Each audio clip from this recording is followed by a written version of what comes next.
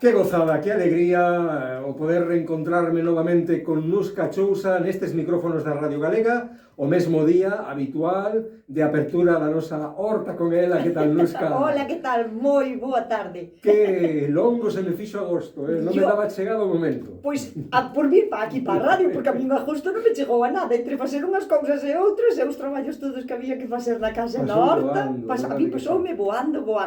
Pois aquí estamos, imos estar aquí todos os xoves pola tarde, cambia un buquiño horario, antes era un buquiño antes, esta cita con Nusca, agora será a partir das 6 da tarde, para dar saída a todas esas consultas, dúbidas que teñades. Aproveito, Iago, para lembrar xa o número de WhatsApp, que se cadra é a forma máis fácil de comunicarse con nós e con Nusca tamén, non? Xa temos aberto ese número de WhatsApp para o curso 2025-2026. Aí estamos.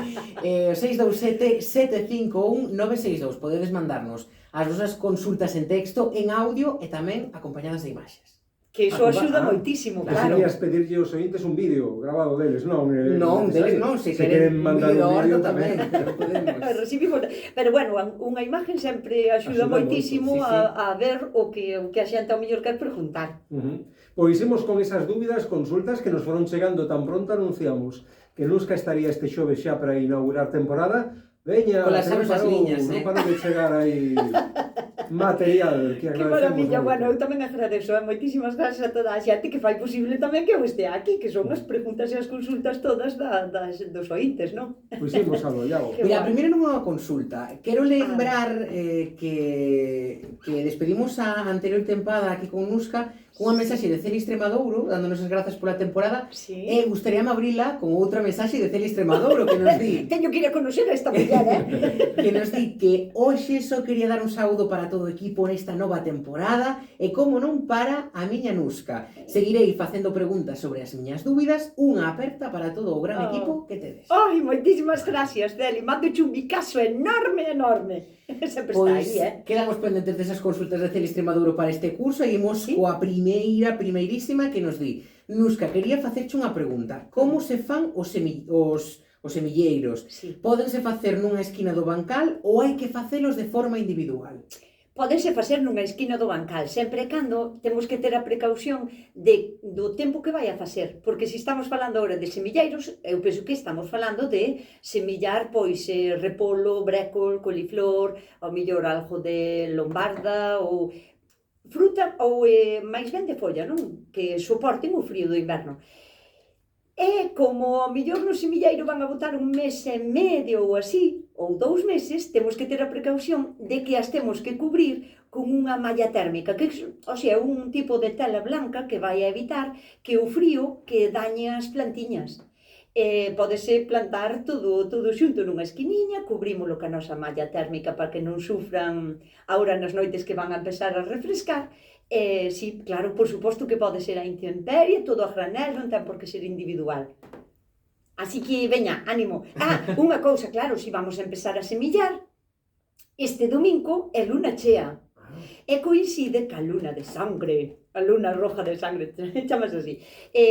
Os máis creyentes en estas cousas non semillan nunca cando vai a haber un eclipse, porque a luna de sangre é un eclipse, non? Que pasa a Terra por diante da luna. Non, ao revés, como é? Si, a Terra por diante, bueno... Pasa algo por diante de algo e non se ve. E non se ve. Entonces vai como unha interrupción de energía. Entonces, a partir de domingo, que se empeza a luna a ir a menos, é cando podemos empezar a semillar as nosas plantas. Estupendo, pois. Primeira consulta resolta e agora veñen máis. Pois por aquí dignos: Ola Nusca, dende hai uns anos os carolos na casa póñense negros na árbore antes de que chegue o momento de apañalos. Xa desistimos, pero o mellor si sabes o porqué e hai algunha solución. Mira, primeiro tuve que mirar o que eran carolos. As fotos neste caso axudaronme moitísimo. Sí, porque eu carolos na miña terra é a parte da riba da boroa, chamase carolos. Ves? O que é a codia. Todo o que aprendemos aquí tamén é de linguaxe, Tamén. Pero bueno, neste caso a consulta é para as noses. Cando están aínda verdes na cáscara verde, pois chamanlle carolos, que non sei onde é o sitio este, pero chamanlle carolos. Bueno, é un problema que está moi extendido en Galicia desde xa fai uns cuantos anos. E pode ser por 2 motivos. Neste caso as follas besoas bastante chulas, pero bueno, pode ser por 2 motivos. A primeira causa é unha mosca que se chama a mosca da nós, que pon os seus ovos inquietos na cápsula verde, que ainda é moi tierniña. E o que son as larvas van comendo esa cápsula verde. Como queda sin a cápsula esa, a nós non evoluciona ben. Entón, pois eso, pode caer ao chan, como un negro como sucio e mancha moito, non chega a desarrollarse e queda sin noses. E a segunda das causas é por unha bacteriosis do nojal das noses, que fai unha cousa parecida, non? A casca de fora da nosa, o sea, o carolo tamén se pon negro e tamén cae ao chan prematuramente, ou o que fai é quedar no árbol, pero queda como cauterizado, negro. Ábrelo e o fruto de dentro está como sin desarrollar, é negro, é incomible totalmente, non? Bueno, en calquera dos... A única diferencia, por exemplo, é que si queres saber cal é o problema, se é un bicho ou se é unha bacteriosis, tens que abrir unha das noses que cae. Si ten larvas por dentro ou por fora, é a mosca, e se non é a bacteriosis. Solucións para un caso e máis para o outro. Para diferencialos, eso, unha temos gusanos en dentro ou por alrededor daquela, e a bacteriosis non só afecta ao fruto, sino que tamén afecta as follas. Entón, que veríamos tamén o nojal como que as follas todas petadas de negro. Solucións. Temos que recoller as noses que caen ao chan, e todas as follas tamén cando caen ao chan, e desfacernos delas, o sea, ou queimalas ou tiralas á basura, porque as larvas quedan no chan, poden hibernar entre as follas, e canta máis basura hai debaixo do nojal, máis favorecemos que haga máis bichos aínda. Entón, se todas as que caen ao chan as recollemos e as tiramos, estámonos librando da mitad da porcallada, do bicherío que vamos a ter para o ano. Entón, se quitamos esas larvas, evitamos futuras moscas. Entón, estamos quitando xa moito problema. Despois, a partir de abril ou maio, hai unhas trampas con feromonas que se poñen no nojal, que o que fan é atraer os machos, creo que é neste caso, atrae aos machos con olor a femia, a feromonas. Bueno, creo que é ao revés, que é a femia. É unha trampa que atrae e que quedan como pegados en dentro. Entran adentro e quedan como pegados, ten como un pegamento. E despois tamén podemos poñer trampas cromáticas de color amarillo, que isto pode ser con botellas de lejía pringadas de mel ou de un aceite usado ou así, porque o amarillo atrae a estas moscas e queren ir a por el, porque se sinten atraídas e quedan pegadas. Entón, hai maneiras, non, de intentar casalas. Sempre temos que podar o árbol, non deixalo medrar a eito. No medio vai a formar demasiada copa. Se o que tiña é unha viriosis, temos de que dar aireación, porque os virus e os hongos proliferan con moita humedad. Se hai demasiada ramallada que non vai a producir fruto, o que fai é manter humedad, e aumentan os hongos, as esporas. Entón, manter unha boa poda para que teña aireación, retirar os restos todos dañados do chan, se é viriosis ou se é a mosca do nojal. Porque se é unha viriosis e deixamos que as follas estean no chan e están infectadas, para o ano vamos a ter o doble e o triple e non vai a sanar nunca. Despois, temos que aplicar produtos, bueno, neste caso podemos aplicar cobre ao final de inverno, ou hai tamén unha cousa que se chama caolín, que é como unha arcilla blanca, que se pode diluir ou botar un pouco máis mesta. E pódese botar no tronco, non o cal, non é cal. Pódese botar no tronco e vas a evitar que ao mellor algunhas moscas hibernen tamén no que son as fendas do tronco. E despois tamén, se o botas máis diluído, fai como unha capa protectora tanto nas follas como nas noses, para evitar futuros problemas. O cobre tamén axuda ca bacteriosis, o sea, antes de que empecemos gomos novos a abrir na primavera, pero depende de onde seas, pois vai a ser, pode ser máis en marzo, abril ou casi en maio. O que non podemos é botalo, por exemplo, nas follas verdes, porque lle podemos provocar daños. É así. Porque Unha é que... madriña, Sabes que pasa? Que cando hai un problema de bichos deste tipo, bichos da fruta que nos comen a fruta ou que se nos meten na fruta, é un traballo que é de todo o ano, non é algo que podas facer agora. Douche unhas pinceladas, no inverno recolle as follas, recolle os frutos que caen ao chan que están malos, na primavera, antes de que inverne, botalle o caolín, despois, cando na primavera empece a brotar e a despertar o árbol, botalle o cobre. É un proceso que é constante. Que contas, claro. Sí, sí, non sí, é todo o ano. unha aplicación puntual que lle fas e xa está. Non. E demais, por exemplo, mira, o das trampas cromáticas ou de atrayentes de feromonas, que hai moitísimas variedades para cada tipo de frutal, non se poden poñer en calquera momento, porque ao mellor só hai 15 días no ano que esa mosca ou esa polilla vai a poñer os ovos. Entón hai que estar moi pendiente de cando está. Se após antes a polilla non estaba para poñer ovos, non fixo efecto. Se após despois de que puxo os ovos, tampouco fixo efecto. É que é unha cousa complicada, pero que é un traballo de todo o ano. Pois veña, ánimo, amiga, a darlle forte e a ser constante, sobre todo, porque esa é unha das claves sempre que falamos con Nuska, non ter unha idea así extraordinaria nun momento dado, senón ser aí formiguinha, constante. Sí. Máis cousiñas por aí, Iago. Por aquí dignos que escoitando a túa sección Nuska aprenderon que se pode aproveitar un tronco ou raíz vella dunha árbore para plantar suculentas e facer unha verdadeira obra de arte. Pero un día esta persoa liu que o exceso de auga pode danar as suculentas. E aquí en Galicia, co que chove en outono e inverno, pois xa sabemos como vai a cousa.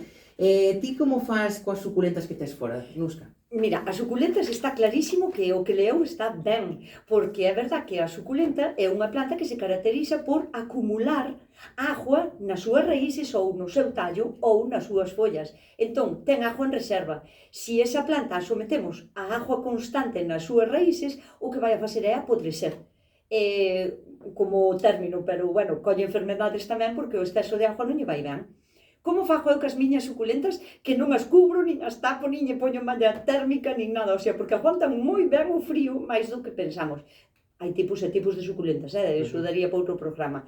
Pero o primeiro que teñen que ter a clave de que as suculentas en fora se dean genial é que o sustrato no que estean que drene moi ben. Que drene moito. Entón, eu cando planto bancales no chan de suculentas, o que fago é, preparo o terreno, botolle unha boa capa de gravilla, como uns 10-12 centímetros de gravilla, non fai falta que sea a máis barata que haxa, non? Vou comprar ali aquel de materiales de construcción, un capacho de gravilla, e botolle unha capa de gravilla, e encima deso, poñolle unha malla que drene, e enriba deso, poñolle terra. Entón, que consigo? Que por moito que chova, toda a agua canta caia, ao momento drenase. Entón, non está nunca sometida a unha humedad constante a raíz da planta. E esa é a maneira de conservala. E no tronco non vai a ter problema ningún, porque no tronco xa van con tan pouquiña terra que non vai a haber unha humedad constante de encharcamento. Entón, hai suculentas que non soportan tan ben o exterior nin o frío, pero a maioría das suculentas vanse a dar genial. Que maravilla. Pois, lembramos de novo, Iago, o número de WhatsApp, que seguro que hai xente agora con ganas de facerlle unha consulta que quedará para a vindeira semana. Sí, Ou xente que estea vindo de traballar e que diga, oi, pois mira, tiña esta consulta para Nuska. Ves? Vou a mandar cando aparque o coche, claro. E por certo, como é ese número que están dando pola radio do WhatsApp, que non me acordo. Pois ese número que estamos dando pola radio é o 627 751 962. Danos tempo máis consultiñas, non? Pois por aquí dinos, boa tarde, Nuska, non teño tido moito éxito cos grelos na miña horta urbana de Compostela, pero non quería desistir sen intentalo outro ano máis. O ano pasado tiven que sementalos varias veces e só da terceira vez deron nacido, pero tampouco foron moi alá. Quedaron pequenos de todo. O meu veciño de horta, que é veterano, tampouco tivo moito éxito, pero seguro que ti tes algún consello ao respecto. Grazas pola axuda e moita sorte para o novo curso que comeza a todo equipo da radio. Ai, pero que mensajes tan bonitos nos manda. Que positivos, ademais. Que maravilla, con canto ánimo. Mira, as rabixas, os grelos, é algo que parece que é tan simple, verdad? Pero é tan simple porque a nosa terra estaba preparada cada vez menos porque o cambio climático afectanos a todo. Hai tantas cousas que poden fallar nunha cousa tan simple como é sementar as rabixas ou os grelos. Mira, non sei que foi o que lle pasou, pero pode ser que a semente sexa bella O primeiro que lle vou a recomendar é que vai a comprar unha semente nova. A semente de grelos non debería ter máis de 2 anos, aínda que a data de caducidade no sobre veña para 4 ou 5 anos. Eso non pode ser. Entón, que compre unha semente nova, que sempre que compre unha semente, que mire cando foi envasada, a poder ser que sexa todo máis do ano pasado, para que sea unha semente fresca. Despois, pode ser que estuvera mal conservada, porque a min tenme pasado de abrir un sobre e que as sementes teñan como a barolo, como un pouco de humedad, como a polvo de humedad, non? Sí, sí. Eso é totalmente devolvible, o sea, vas á tienda e dixes, isto estuvo mal envasado. Mira, porque... consellos comerciais tamén con Sí, sí, sí. Porque envasarono con algo de humedad e meteron en un ambiente totalmente pechado, pero a humedad quedou aí e as sementes van a estar inservibles, co cal podémoslo devolver e coller outro sobre. Pode ser problema do chan. Se é un chan que está moi compactado, non lle vai a ir moi ben aos grelos, porque aínda que teña unha raíz moi chiquitina, necesitan que sea un chan moi solto e que estea moi ben fertilizado. Despois, as sementes non se enterran, porque eu sempre digo, mirade, para teredes en conta, canto hai que enterrar unha semente, porque claro, hai sementes que miden 1 milímetro e hai sementes que miden 10 centímetros, como pode ser dunha pataca. Entón, tende sempre en conta isto. Hai que enterrar a semente o triple do tamaño que teña a semente. Con este dato vades a ter solucionado todo o das sementes. Pero claro, no caso da semente da neviña de colo ou da neviña das rabixas, é tan chiquitina que solo con mover a terra e botala por riba, xa non hai que tocarlle, porque xa queda enterrada suficiente, porque 3 veces o seu tamaño é 2 milímetros, non é nada.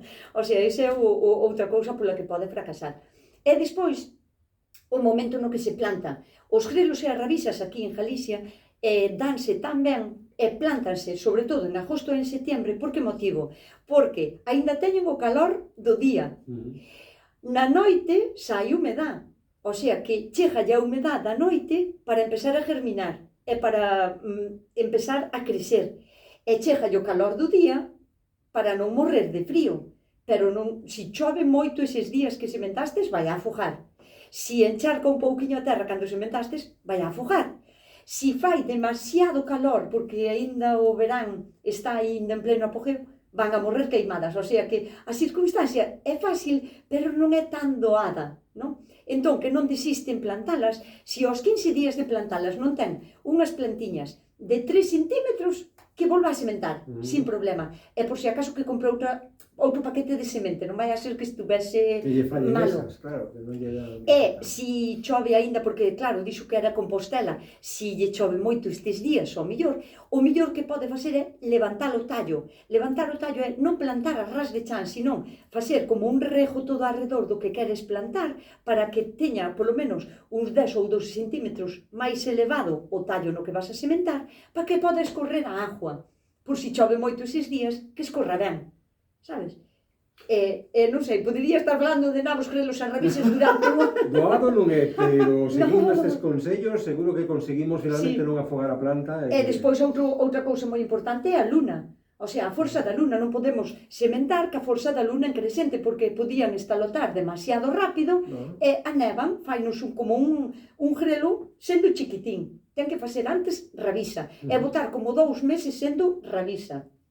Bueno, a non ser que há unha clase que hai que grela moito máis rápido. Así que, a partir de domingo, que xa é luna chea, estamos en tempo perfecto, de máis setiembre, para empezar a sementar as nosas rabixas. Que ben, que ben. Pois, ainda temos tempo para unha consultiña máis. Sí, pois veña. Dinos por aquí, boa tarde, Nuska e compañía. Estaba desexando ter a confirmación de que volveríamos gozar desta sección con Nuska. A miña consulta é sobre lufas. Este ano, por primeira vez, teño unhas lufas fermosas e estou encantada. Pero non sei se debo esperar a que seque a planta para colleitalas todas xuntas ou se podo ir colleitando segundo vexa que teñen un bo tamaño e cheganos unha fermosa imaxe do que ten na horta. Eu estou morrendo de envidia, Dios mío, vou volo a describir, porque fixo un arco e plantou 2 especies diferentes de lufas, pareceme, pola foto, fermosísimo, o sea, precioso. Despois é non de poñer no vídeo que suba. Mira, as lufas, se as queres comer, que sepas que é unha curcubitácea, que se pode comer como se come o calabacín, pero cando está tierna, porque senón empeza logo a volverse fibrosa.